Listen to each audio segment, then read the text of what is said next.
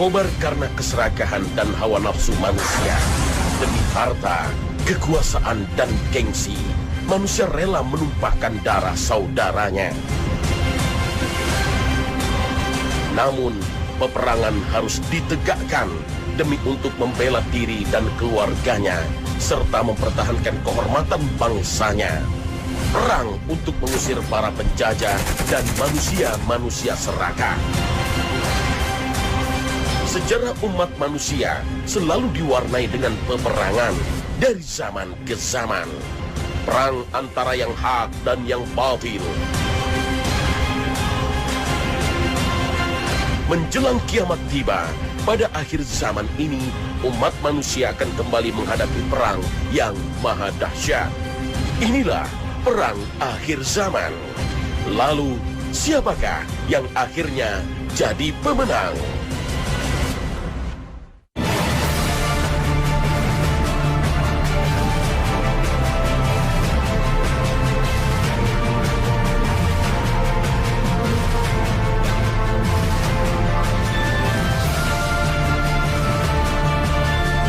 Assalamualaikum warahmatullahi wabarakatuh. Pemirsa Khazanah yang dirahmati Allah Ta'ala, bagi orang yang beriman, bumi yang kita tempati ini kelak akan hancur. Bahkan alam semesta ini juga akan menemui kehancurannya. Menjelang kiamat tiba, umat manusia akan menghadapi berbagai peristiwa besar di akhir zaman.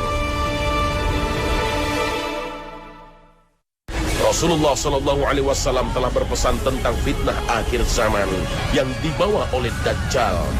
Semua kekacauan, perselisihan, dan peperangan yang terjadi dalam sejarah Islam merupakan rangkaian fitnah yang saling terkait, dan puncaknya kemunculan Dajjal. Sungguh fitnah yang terjadi di antara kalian lebih aku takuti dari fitnah Dajjal.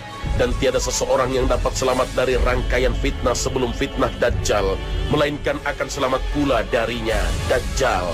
Dan tiada fitnah yang dibuat sejak adanya dunia ini, baik kecil ataupun besar, kecuali untuk fitnah Dajjal. Hadis riwayat Ahmad. Dalam beberapa hadis digambarkan sosok Dajjal memiliki ciri khusus. Pada dahinya tertulis sebuah kalimat dalam huruf Arab, yaitu kafara, yang berarti kafir. Namun tulisan ini tak bisa dibaca oleh semua umat manusia. Hanya kaum yang beriman yang mampu membacanya. Dajjal merupakan cobaan paling besar yang menimpa manusia di dunia, sebagaimana yang dijelaskan oleh Rasulullah dalam sabdanya. Wahai manusia, sesungguhnya tidak ada makhluk di muka bumi ini sejak Allah menciptakan Adam sampai hari kiamat yang fitnahnya lebih besar daripada Dajjal. Hadis riwayat Muslim. Inilah akhir pertarungan antara yang hak dan batil. Menjelang kiamat tiba, Dajjal yang didukung 70.000 Yahudi Isfahan ini akan menebar teror dan bencana ke semua penjuru dunia. Tak ada yang terlewat kecuali Mekah dan Madinah karena dijaga oleh para malaikat. Semua peristiwa besar ini sudah tercatat dalam nubuat akhir zaman yang disampaikan oleh Rasulullah. Kejadian demi kejadian akan datang berurutan, bahkan sebagian sudah terbukti di tengah-tengah kita. Hingga terjadilah sebuah peperangan dahsyat di akhir zaman yang disebut Malhamah Kubra. Kapan peristiwa itu terjadi? Wallahu a'lam. Tak ada yang mengetahuinya. Saat ini umat Islam di dunia tak berdaya. Namun Rasulullah SAW telah mengabarkan pada kita, kelak dengan pimpinan Al-Mahdi, umat Islam kembali akan meraih kemenangan demi kemenangan. Bagaimanakah kemenangan itu terjadi? Dan kenapa Rasulullah mengisyaratkan dalam sabdanya, tak ada lagi senjata modern seperti yang kita kenal. Tak ada lagi rudal dan pesawat-pesawat tempur dengan kecanggihan teknologinya.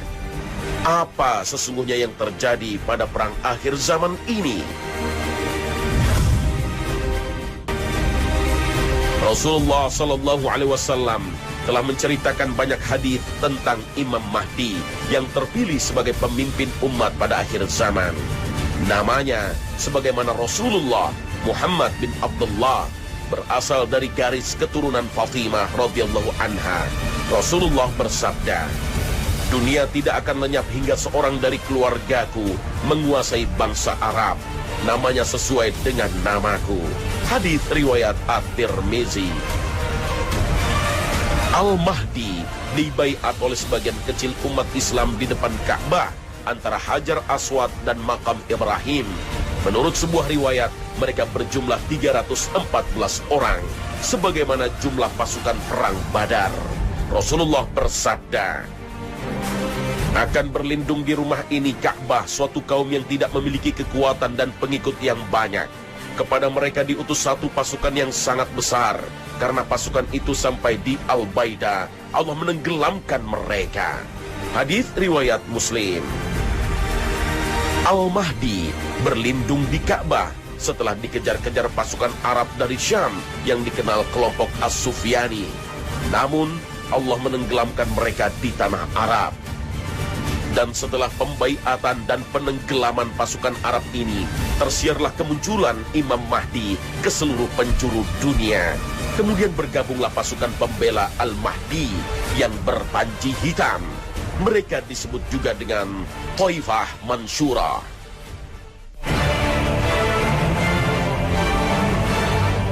Kemunculan Al-Mahdi diawali krisis politik di negeri Arab karena sengketa kekuasaan setelah wafatnya seorang raja Arab. Dalam sebuah hadis yang diriwayatkan Ibnu Majah dan Al-Hakim, Rasulullah bersabda, akan berperang 3 orang di sisi perbendaharaanmu. Mereka semua adalah putra khalifah, tetapi tak seorang pun di antara mereka yang berhasil menguasainya. Kemudian muncullah bendera-bendera hitam dari arah timur. Lantas mereka membunuh kamu dengan suatu pembunuhan yang belum pernah dialami oleh kaum sebelummu. Kemudian beliau sallallahu alaihi wasallam menyebutkan sesuatu yang aku tidak hafal, lalu bersabda, maka jika kamu melihatnya, berbaiatlah walaupun dengan merangkak di atas salju, karena dia adalah Khalifah Allah Al-Mahdi. Perseteruan politik berakhir pada kegagalan, hingga tak ada satupun putra mahkota yang berhasil merebut kekuasaan di negeri Arab. Kemudian, berbagai kelompok umat Islam mendatangi Al-Mahdi dan membaiatnya. Al-Mahdi berhasil melakukan berbagai reformasi, baik di sektor politik, ekonomi, maupun militer. Inilah yang disebutkan dalam hadits Nabi dengan penaklukan Jazirah Arab. Tidak hanya meliputi Arab Saudi, juga negeri-negeri Teluk lainnya seperti Yaman, Oman, Qatar, Bahrain, Uni Emirat Arab, dan Kuwait. Ketika kekuasaan dipegang oleh Khalifah Al-Mahdi yang meliputi semua kawasan Timur Tengah, maka peta kekuatan politik dunia akan bergeser. Hegemoni Barat di Timur Tengah sudah berakhir. Amerika Serikat tidak lagi memiliki negara sekutu di kawasan Teluk untuk mengamankan kepentingan politik, ekonomi, dan energinya.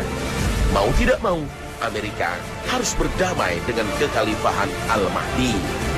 Namun, perjanjian damai ini dikhianati oleh pihak Barat yang disebutkan dalam hadis Nabi dengan nama Romawi. Kalian akan mengadakan perjanjian damai dengan bangsa Romawi. Selama masa perjanjian damai itu, kalian dan bangsa Romawi akan memerangi musuh bersama. Kalian akan meraih kemenangan, mendapatkan harta rampasan perang yang banyak, dan kembali dengan selamat. Ketika kalian pulang dan sampai di padang sabana yang berbukit-bukit, seorang prajurit Romawi mengangkat salib dan berteriak dengan lantang, "Jayalah salib!" Mendengar hal itu, seorang laki-laki dari barisan kaum muslimin pun bangkit dan mematahkan salib. Ketika itulah, bangsa Romawi membatalkan perjanjian damai dan mempersiapkan kekuatan untuk memerangi kalian. Mereka datang dengan membawa 80 panji dan masing-masing panji berkekuatan 12.000 pasukan.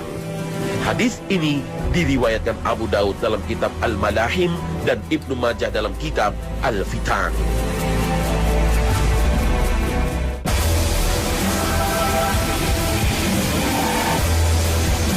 Minyak bumi menjadi kebutuhan dasar bagi perekonomian dan industri di Amerika dan Eropa. Setelah tak mampu mempertahankan hegemoninya di Timur Tengah, negara koalisi Barat berusaha menguasai negara-negara di kawasan Khorasan yang juga kaya dengan minyak, seperti Iran, Afghanistan, dan Pakistan. Namun, hanya Iran yang tak mudah ditaklukkan. Saat ini, Iran sudah berkembang menjadi negara adidaya baru dengan kekuatan persenjataan dan nuklirnya.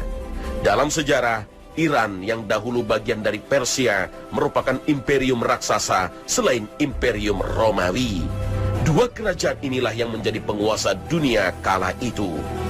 Sejarah pun kembali berulang. Imperium Romawi di abad modern ini dikendalikan oleh Amerika dan Eropa. Sementara imperium Persia di bawah kendali Iran yang berkoalisi dengan Cina, Korea, dan Rusia. Berdasarkan keterangan hadis Nabi, Imperium Romawi Barat membangun koalisi dengan pasukan Islam untuk menggempur dan menaklukkan Persia. Namun, peperangan memiliki motif yang berbeda. Imam Mahdi dan pasukannya berperang untuk menegakkan tauhid dan menghancurkan kekufuran. Sedangkan Romawi berperang dengan motif ekonomi untuk menguasai sumber daya alam. Imperium Romawi yang awalnya menjadi kawan koalisi berbalik menjadi musuh dan mengkhianati perjanjian damai. Maka berkobarlah peperangan besar yang disebut Al-Malhamah Al-Kubra yang menjadi pembuka munculnya Dajjal laknatullah. Semua kekuatan dunia akan kembali dikuasai Islam. Setelah Imperium Persia ditaklukkan, giliran Imperium Romawi yang juga tunduk di bawah kekuasaan Khalifah Al-Mahdi. Seperti ditunjukkan dalam sabda Rasulullah, kamu akan memerangi semenanjung Arabia, lalu Allah akan menaklukkannya untukmu. Setelah itu Persia, di mana Allah akan menaklukkannya untukmu. Kemudian Rom, di mana Allah akan menaklukkannya untukmu.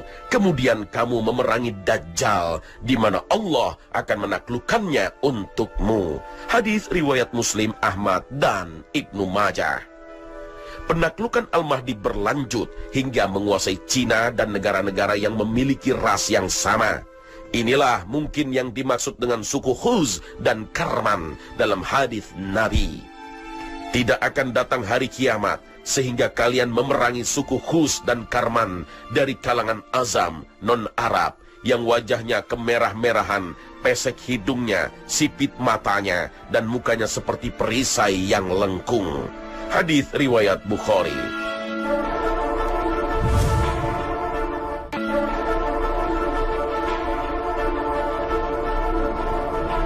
Malhamah Kubra adalah pertempuran yang sangat dahsyat antara pasukan Al-Mahdi dan koalisi Imperium Barat yang mungkin diwakili saat ini dengan Amerika Serikat dan Eropa.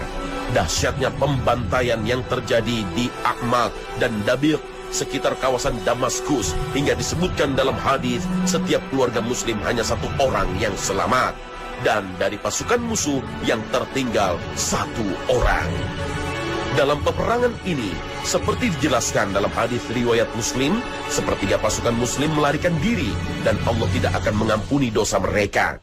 Sepertiga mati syahid dan sepertiga lagi mereka meraih kemenangan. Salah satu pencetus perang besar ini karena banyaknya bangsa Romawi yang memeluk Islam hingga mereka akhirnya memutuskan perjanjian damai dengan umat Islam di bawah pimpinan Khalifah Al-Mahdi. Dan inilah yang menjadi awal kehancuran iman yang dipastikan kebenarannya karena bersumber dari Rasulullah yang dibimbing oleh wahyu dari Allah Azza wa Jalla.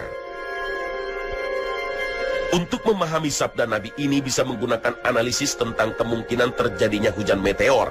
Kehancuran seluruh senjata modern disebabkan hujan meteor yang menabrak bumi hingga menimbulkan medan magnet raksasa yang mengubah sistem gravitasi bumi. Akibatnya, berbagai peralatan modern tak bisa lagi digunakan. Sebagian besar bumi akan terinduksi menjadi medan magnet. Seluruh benda yang terbuat dari logam menjadi magnet, hingga tak lagi bisa digunakan karena macet. Mulai dari persenjataan, peralatan tempur seperti tank, pesawat tempur, kapal laut, hingga nuklir. Akibat dari hantaman keras meteor, debu-debu bertaburan di angkasa. Sinar matahari tertutup debu yang tebal. Langit menjadi gelap.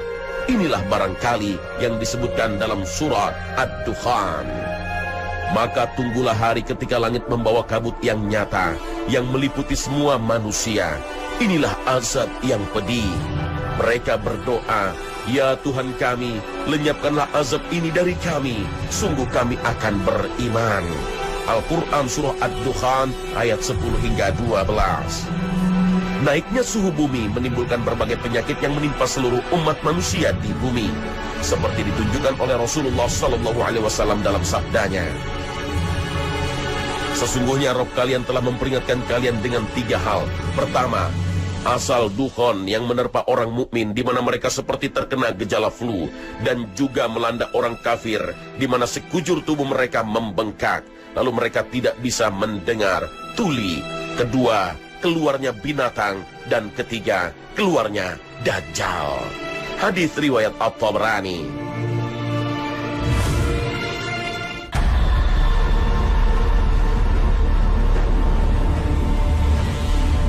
Kekalahan kekuatan Barat menjadi jalan pembuka bagi Al-Mahdi dan pasukannya untuk menguasai Yerusalem dan membebaskannya dari Israel. Kekalahan bangsa Yahudi banyak disebutkan dalam hadis Nabi. Diriwayatkan dari Ibnu Umar, Rasulullah bersabda, "Kalian benar-benar akan memerangi bangsa Yahudi, maka kalian benar-benar akan membunuh mereka." Hingga batu pun berkata, "Wahai Muslim, inilah Yahudi di belakangku, kemarilah dan bunuhlah ia." Hadis riwayat Bukhari Muslim. Seluruh bumi Syam akhirnya kembali ke pangkuan Islam di bawah kepemimpinan Al-Mahdi. Kekuasaannya makin kokoh, membentang dari Samudra Hindia di sebelah selatan hingga perbatasan Turki di sebelah utara. Dari Iran dan Irak di sebelah timur membentang hingga Laut Merah dan terusan Suez di sebelah barat. Kini Al-Mahdi adalah seorang khalifah yang agung dengan wilayah kekuasaannya yang luas, pasukannya yang besar dan tangguh, serta rakyatnya yang taat menjalankan syariat Allah. Al-Aqsa akhirnya menjadi pusat kekhalifahan Al-Mahdi. Posisinya strategis karena bisa menangkis serangan musuh yang datang dari 3 arah. Arah barat dari Mesir dan Afrika, arah utara dari Turki, Eropa dan Rusia, dan arah timur dari India, Cina, dan negara-negara sekitarnya. Pada akhir zaman, umat Islam dari berbagai penjuru dunia akan berbondong-bondong hijrah ke Baitul Maqdis seperti diisyaratkan dalam sabda Nabi. Akan terjadi hijrah setelah hijrah, maka sebaik-baiknya penduduk bumi hanya orang-orang yang mendiami tempat hijrah Ibrahim, lalu yang tersisa di muka bumi hanya orang-orang yang jahat. Bumi menolak mereka, Allah menganggap mereka kotor, dan api akan menggiring mereka bersama para kera dan babi. Hadis riwayat Abu Daud dan Ahmad. Kaum yang hijrah ke Palestina, merekalah yang menjadi pembela Al-Mahdi, sebagaimana yang disebutkan oleh Rasulullah.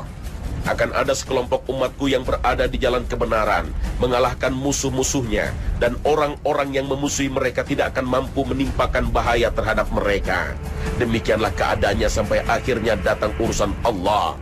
Para sahabat bertanya, "Wahai Rasulullah, di manakah kelompok itu?" Maka Rasulullah menjawab, "Mereka berada di Baitul Maqdis dan pelataran Baitul Maqdis." Hadis riwayat At-Tabrani. Kekuatan umat Islam makin besar dan kekuasaannya makin meluas. Setelah Yerusalem dikuasai Al-Mahdi, musuh-musuh Islam makin gentar. Dengan mudah, Konstantinopel ditaklukkan umat Islam. Begitu pula Vatikan Roma. Penaklukan yang hanya diiringi gema takbir dan tahlil. Begitulah nubuat akhir zaman yang disampaikan oleh Rasulullah SAW. Namun perang rupanya belum berakhir. Musuh utama akhir zaman belum muncul. Dan saat Al-Mahdi menjadi penguasa dunia, begitu juga Dajjal masih misteri.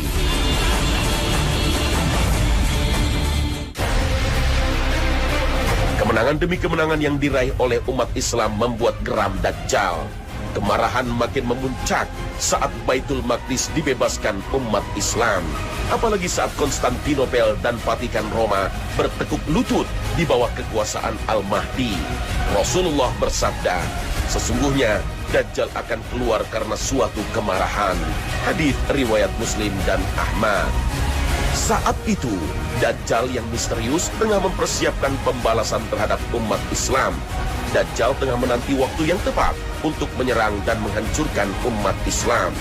Sebelum Dajjal keluar, manusia tertimpa 3 paceklik yang dahsyat sehingga mereka mengalami kelaparan.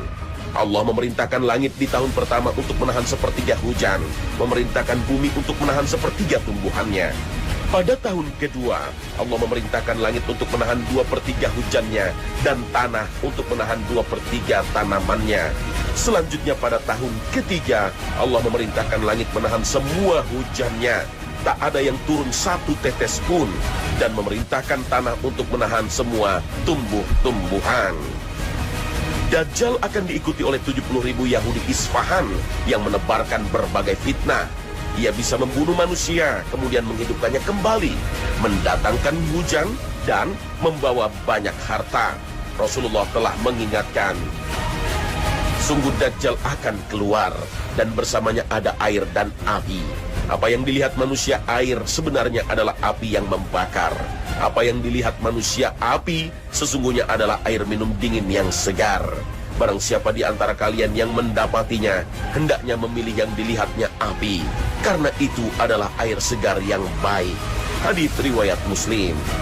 Untuk melawan Dajjal, Allah Ta'ala menurunkan Nabi Isa alaihissalam untuk mendampingi Imam Mahdi. Dalam sebuah hadis, Nabi Isa akan turun di Menara Putih di Damaskus. Dalam hadis lain disebutkan, ia mengenakan 2 potong baju yang dicelup ja'faran dan wars, dengan meletakkan kedua telapak tangan di atas sayap-sayap 2 malaikat. Jika ia menundukkan kepalanya akan menetes. Jika dia mengangkatnya, turunlah air seperti mutiara. Maka tidak ada seorang kafir pun yang mencium aroma nafasnya, kecuali dia pasti mati, dan nafasnya tercium dari jarak sejauh pandangannya. Saat turun, Nabi Isa ikut mendirikan sholat bersama Imam Mahdi. Imam Mahdi kemudian berkata, majulah wahai Ruhullah, jadilah imam. Namun Nabi Isa menjawab, tidak, di antara kalian ada pemimpin yang telah dimuliakan oleh Allah dalam umat ini. Dajjal bersama pasukan Yahudi akhirnya berhasil dikalahkan. Dikisahkan dalam sebuah hadis riwayat Imam Muslim, ketika Dajjal melihat Nabi Isa, melelehlah tubuhnya sebagaimana garam meleleh di air. Seandainya dibiarkan, niscaya akan meleleh hingga binasa. Akan tetapi, Allah membunuhnya melalui tangan Nabi Isa dengan memperlihatkan darahnya kepada mereka. Nabi Isa akan menetap di bumi selama 40 tahun untuk menegakkan keadilan dan kemakmuran. Dan sebelum wafat, Nabi Isa akan menunaikan ibadah haji sebagaimana sabda Nabi. Demi zat yang diriku berada di tangannya, sesungguhnya Ibnu Maryam akan mengucapkan tahlil dengan berjalan kaki untuk melaksanakan haji atau umrah atau kedua-duanya dengan serentak. Hadis riwayat Ahmad dan Muslim. Setelah itu dunia akan diliputi keamanan dan kedamaian. Nabi Isa akan hidup di bumi selama 24 tahun menegakkan keadilan dan kedamaian. Dalam hadis lain disebutkan selama 40 tahun. Nabi Isa kemudian wafat dan dimakamkan di samping makam Rasulullah Sallallahu Alaihi Wasallam. Pemirsa Khazanah yang dirahmati Allah Ta'ala, inilah kisah masa depan yang disebutkan nubuat akhir zaman. Orang yang beriman, orang yang taat dan beriman dengan apa yang disampaikan oleh Rasulullah Sallallahu Alaihi Wasallam. Kisah ini semoga menjadi cermin bagi kita untuk menata diri hidup di akhir zaman ini. Wabillahi taufiq wal hidayah. Wassalamualaikum warahmatullahi wabarakatuh.